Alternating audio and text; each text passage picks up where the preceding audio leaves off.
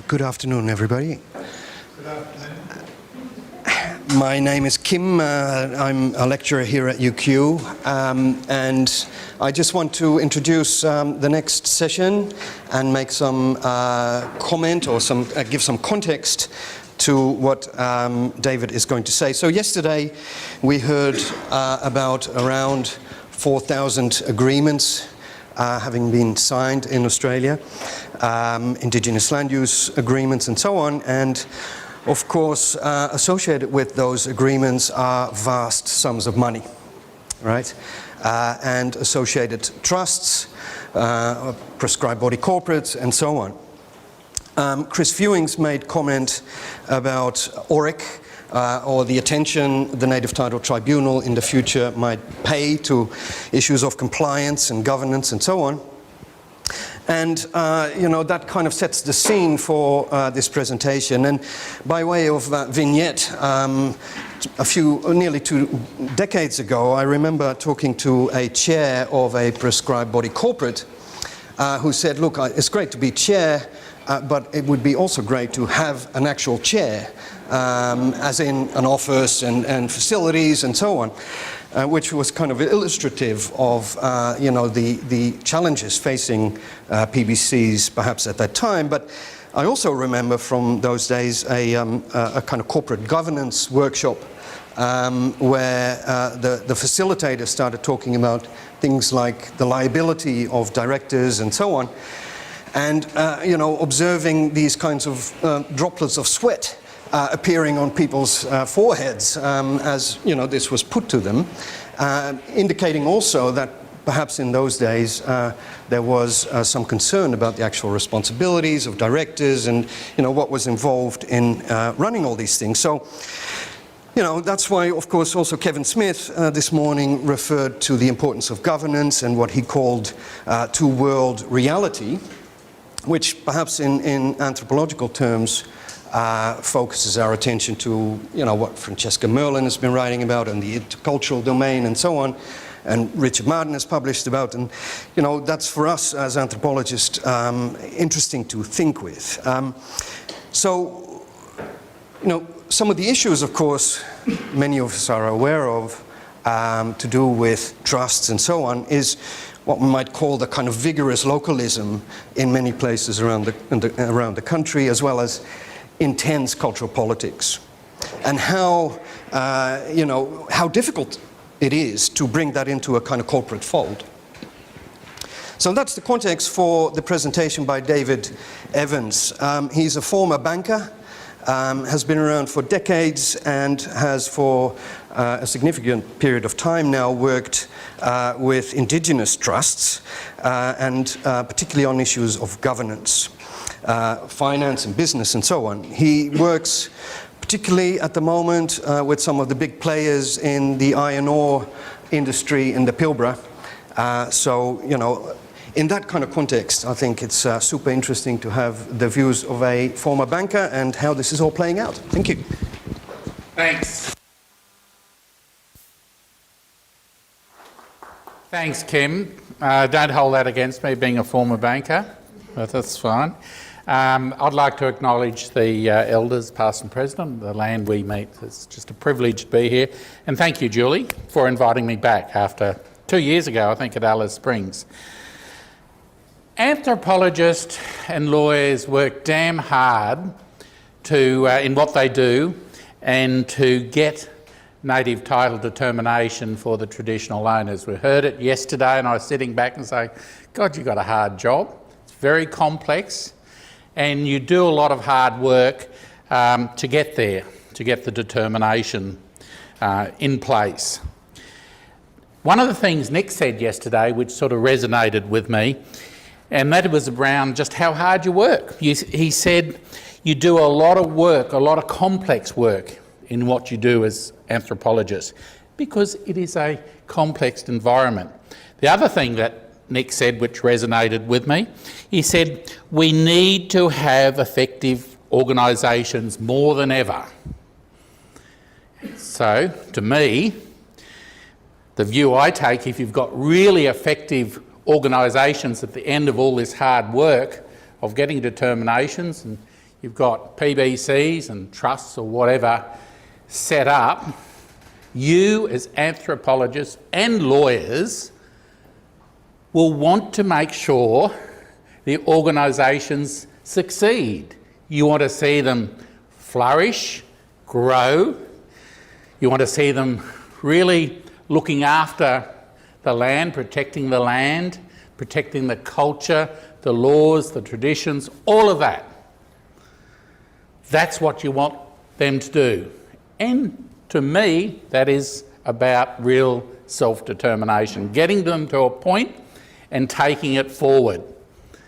Empowering the traditional owners through their PBCs or through their trusts to really think about future generations and building on what they've fought hard to get. So to do this and to be a really effective organisation, it is about good governance. But good governance is complex as well. And you heard Kevin this morning talk about cultural governance, intercultural governance, and I'll add board governance to it. And they're all different, they're all coming from different angles. So good governance in itself for Indigenous organisations is complex. So as anthropologists and lawyers, I come in and hopefully paint the bigger picture for you of what happens after the determination and you've set the organisation, or the organisation has been set up. Specifically, I'll talk around trusts, but a lot of my messaging you can take to PBCs and other Indigenous organisations, community-based organisations like medical centres and that. Unfortunately, I get pulled in to Indigenous organisations to help in the governance space when generally they're in trouble. I'm working on one at the moment down south. The board split, they're arguing, they're delving down into the operational side of things all the time. They haven't got time to think about the future. But it's too late. We've got a lot of work to do to try and pull them back out and get them back on the track. So I think hopefully, and what I'm going to talk about with trust will give you a sense of that bigger picture. And as I said to the table yesterday, I said, well, you anthropologists and lawyers get it right in the first place, and hopefully some of these issues that we deal with around the board won't be there. But it's not that simple, I know.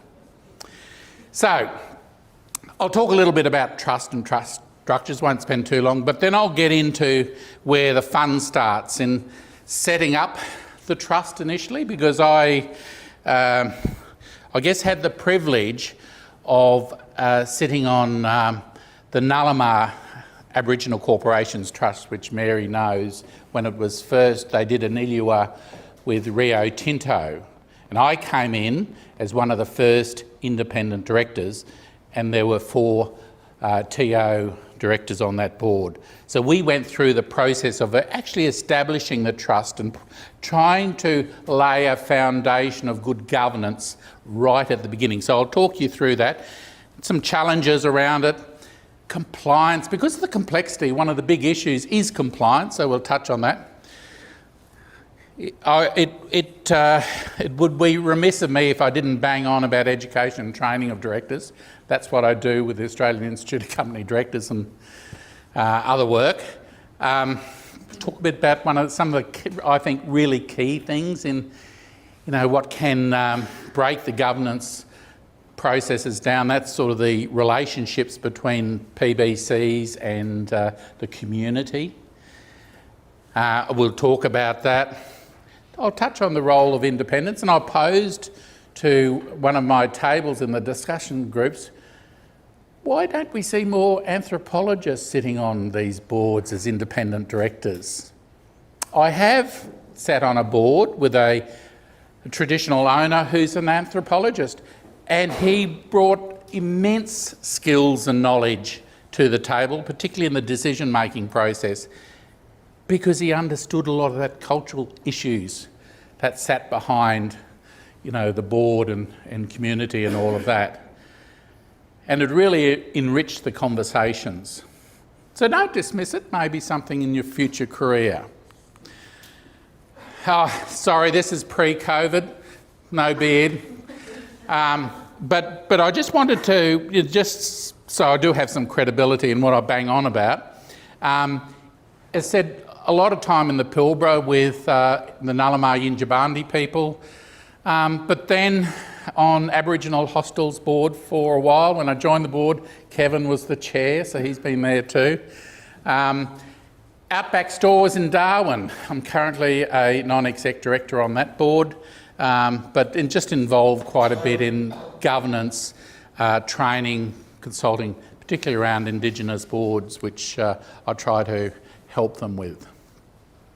So let's start our conversation around trusts. The trusts are established with the purpose of benefiting Indigenous communities, and they come about, through the native title determinations or ILUAs. So trusts are created through that to protect the benefits of those agreements. The structure of the trust, and this is where it starts to get a little bit challenging. The trust, the setup of the trust, the legal structure, it's actually quite complicated. In Nullamah's case, they had two trusts. They had the trustee company with a constitution, and they had two trusts with a trust deed each. There was a charitable trust and there was a direct benefit trust. The legal structure was quite complicated when you read through the documents. But there are some very strict obligations on that trust. It's all contained in the trust deeds. They're there to manage the property on the behalf of the beneficiaries, the traditional owners. In the trust deeds, there are very specific requirements of what they can and can't do.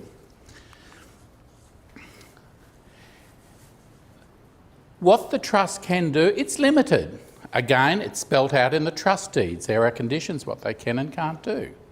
And it's critical that trusts and directors understand that.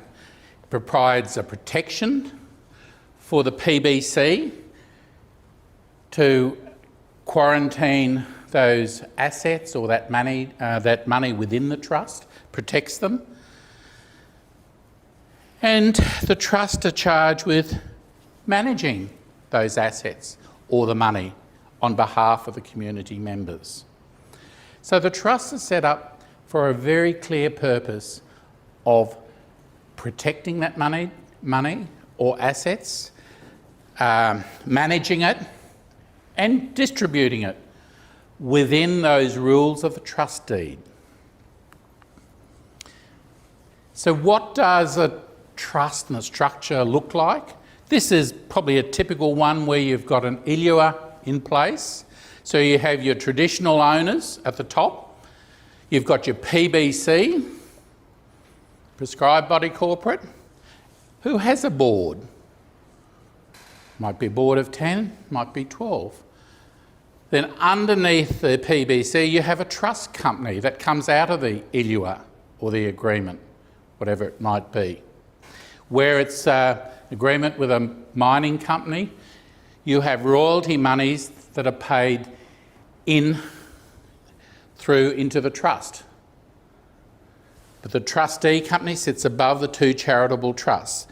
And when I talk about rules within these, there's rules around accumulation of funds, investment of funds into a future fund for future generations. There's distribution rules, how the money can be spent. There are different distribution rules between direct benefit and charitable. Charitable funds can only be used for charitable purposes, and they're clearly defined. Direct benefits can be paid out to beneficiaries, but there are rules around those payments. Normally when the funds come in from, say, royalty payments, there's a distribution between them. Maybe 40% of the funds go into the direct benefits, 60% goes into the charitable.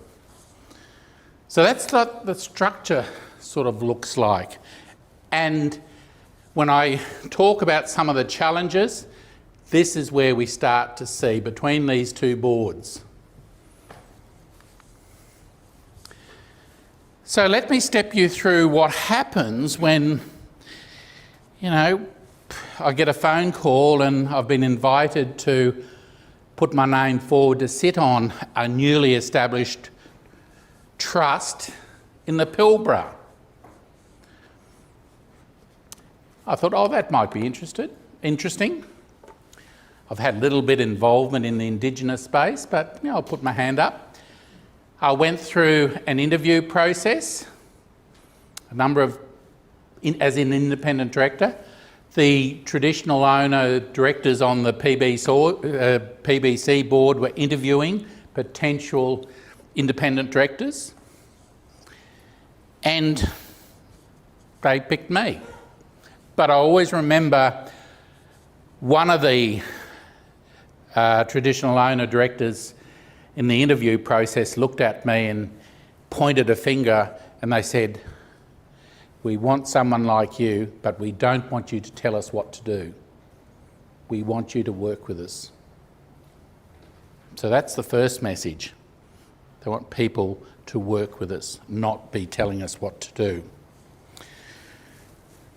So another independent director was appointed.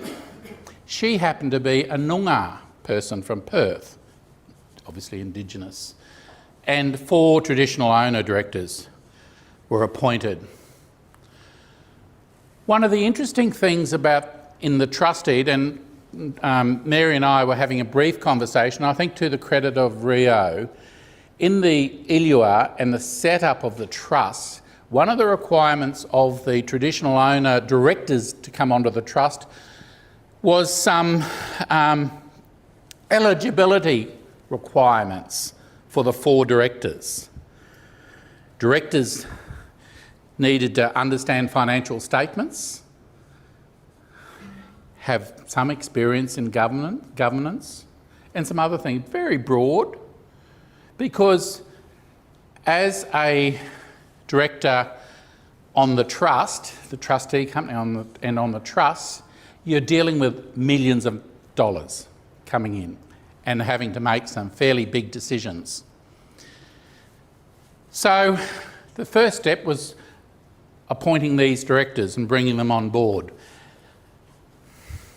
So you have your first board meeting, you're pulled together, generally a consultant's working through the process with you. The first thing we're confronted with is the constitution of the trustee company and the trust deeds. Understand what's in there. It's all these rules that things you can and can't do, you've got to be compliant with. Get your head around that. That's your first step. And remember what I said, trust can be fairly complicated. And these trust deeds and constitution generally written in legal speak, which can make them quite complicated.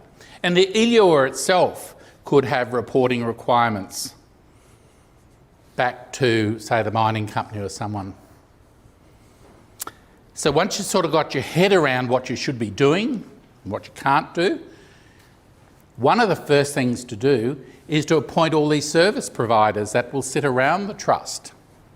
So we're talking about investment advisors, because we will set up a future fund to put some of the money coming from the royalties into a future fund. We've got to have bank accounts. We've got to select accountants, auditors, solicitors to work with us.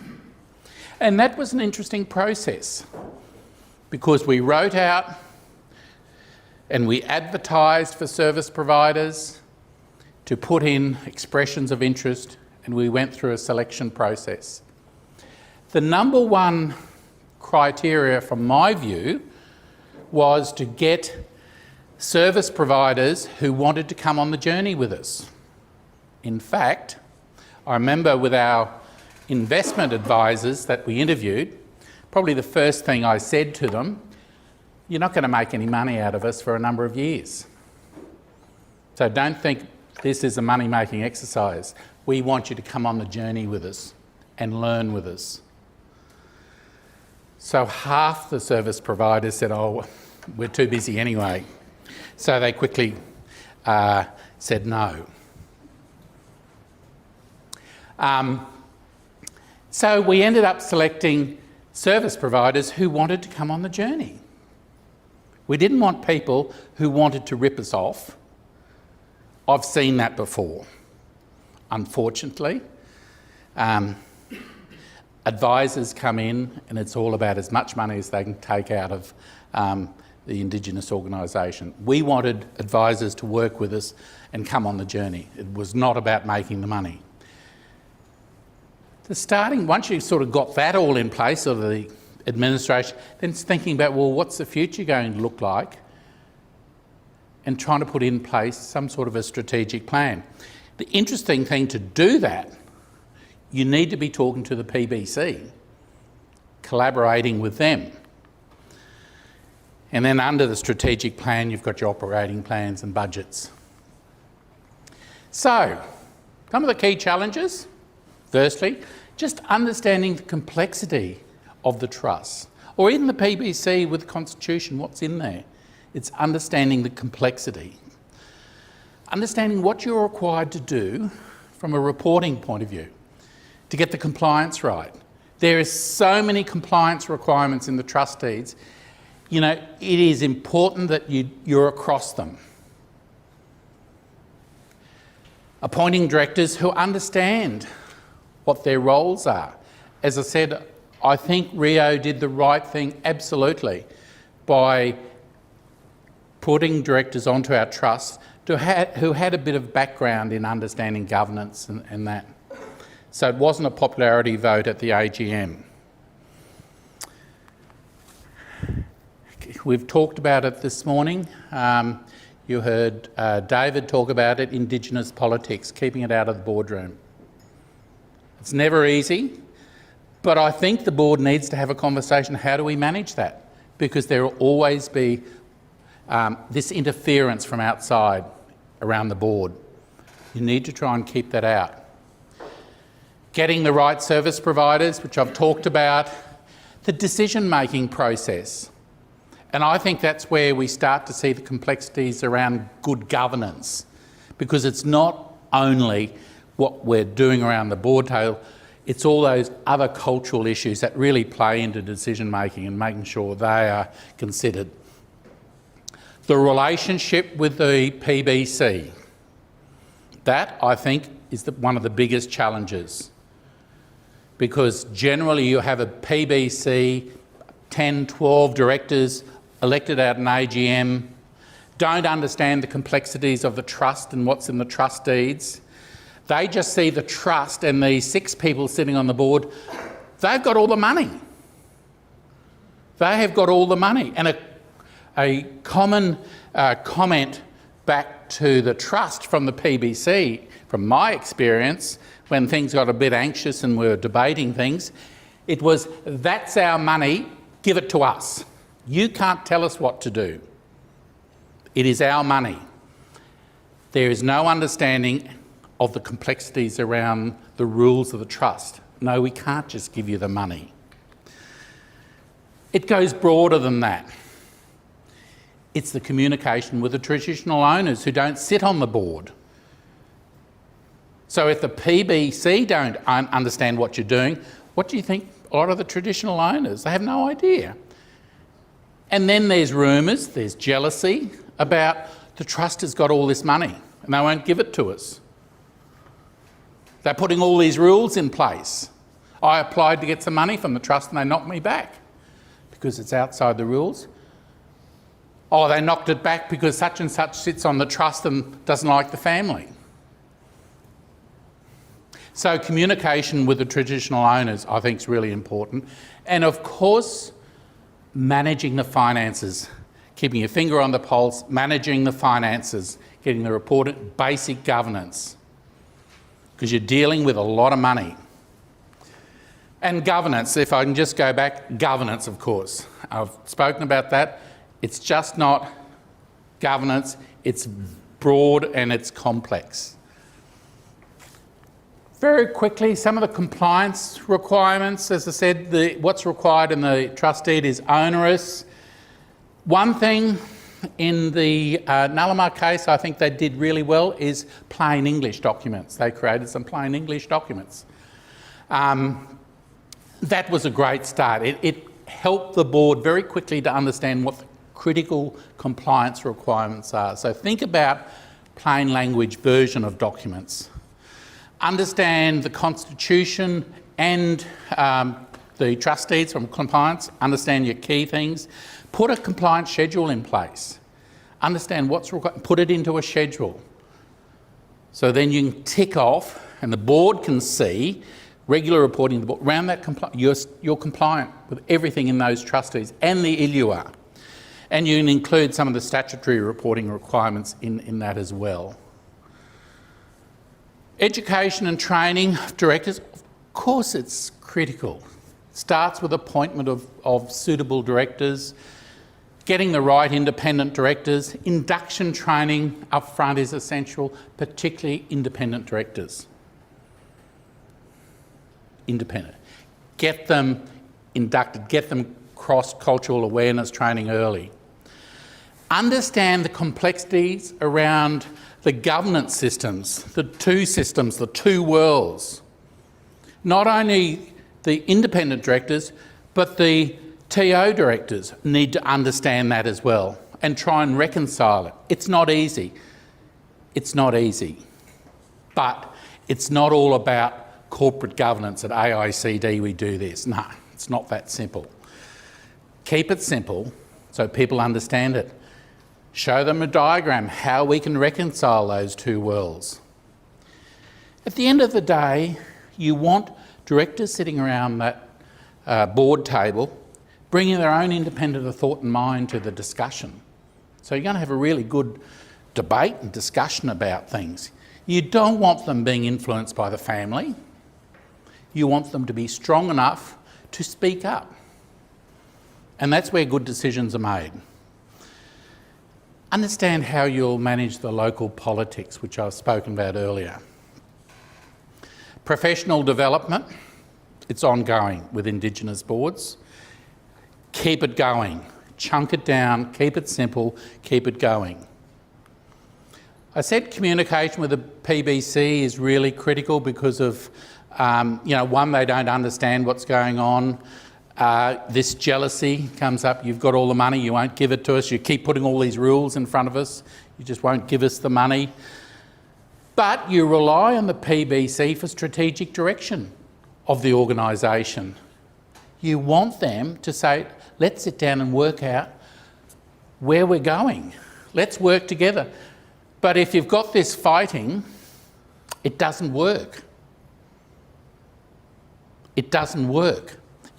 If the two boards fall out, it ends in tears and costs a lot of money. Education, we've talked about, regular reporting to the PBC board. I think at least have one common director between the two boards to help link them together. Breaks down the suspicion and jealousy and all that might come up. Have joint meetings, regular joint meetings. Communication with community, engagement. You've got to let the community know what's going on. Try and get them to understand the purpose of the trust. It's building assets, protecting assets, distributing. Communicate with them, newsletters, social media gatherings, joint meetings. Manage the expectation of the community. Because rumours fly around in community, so the more you can communicate with them, the better. Independent directors, don't need to talk about a lot. They do bring a lot of skills and knowledge. As I said, an anthropologist on a board as an independent, great. cultural awareness, understanding the value add they bring, understanding the two worlds of governance, important, listen and spend time. Okay, some concluding comments to think about. The complexity of structures around trusts and PBCs. Think about plain language version of documents to make it easier. Understand, the setup process. Try and get the foundations right around laying a foundation for good governance. A compliance schedule for monitoring, really important. Ongoing training of directors, and appreciate the value add that independent directors can bring. Think about that relationship with the PBC. It's critical. So the trust and the PBC, but really need to recognise that we need to build good relationships. Interesting, the foundations in the white man's world of good governance practices is 4 things. One is understand your laws, which is your rule book and laws. The second thing is relationships. If they break down, in the white man's world, things fall apart. The relationship between the board and the CEO, or the board and shareholders, relationships the key. Then you've got good systems and processes.